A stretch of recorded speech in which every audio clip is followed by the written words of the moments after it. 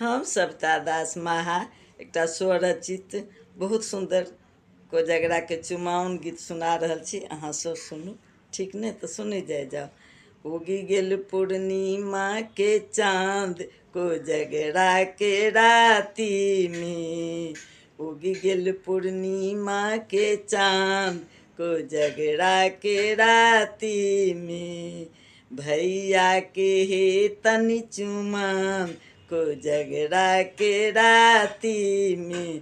हाँ हाँ, उगी गेल पूर्णिमा के चांद कोजगरा के राती में। बाबा जे नोतेलनी सर कुटुंब के, बाबा जे नोतेलनी सर कुटुंब के, नगर में दिलनी हकार कोजगरा के राती में, नगर में दिलनी हकार कोजगरा के राती में, भैया के हे तनि चुमान कोजगरा के राती में।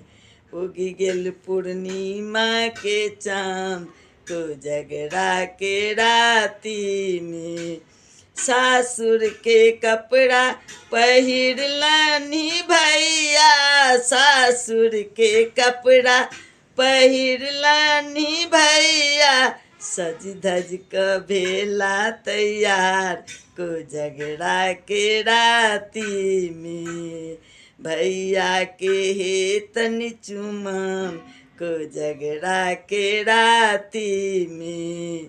उगी गेल पूर्णिमा के चांद कोजगरा के राती में, केलन चुमावन भैया के दीदी, केलन चुमावन भैया के दीदी, शिरागु कराउल प्रणाम कोजगरा के राती में, शिरागु कराउल प्रणाम कोजगरा के राती में, भैया के हे तनि चुमान कोजगरा के राती में। उगी गेल पूर्णिमा के चांद कोजगरा के राती में, दुअरे पर बाबा मखान खाजा बटलनी, दुअरे पर बाबा मखान खाजा बटलनी, हंसी ठिठोली के साथ कोजगरा के राती में, हंसी ठिठोली के साथ कोजगरा के राती में।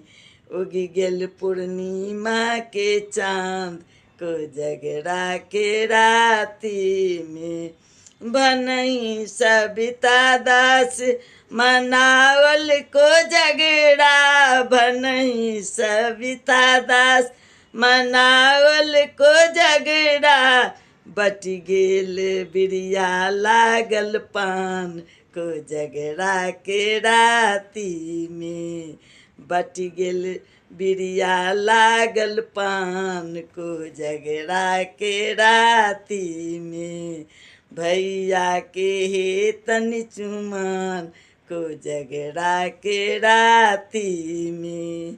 उगी गेल पूर्णिमा के चांद कोजगरा के राती में, हाँ हाँ, भैया के हे तनि चुमान कोजगरा के राती में, कोजगरा के राती में।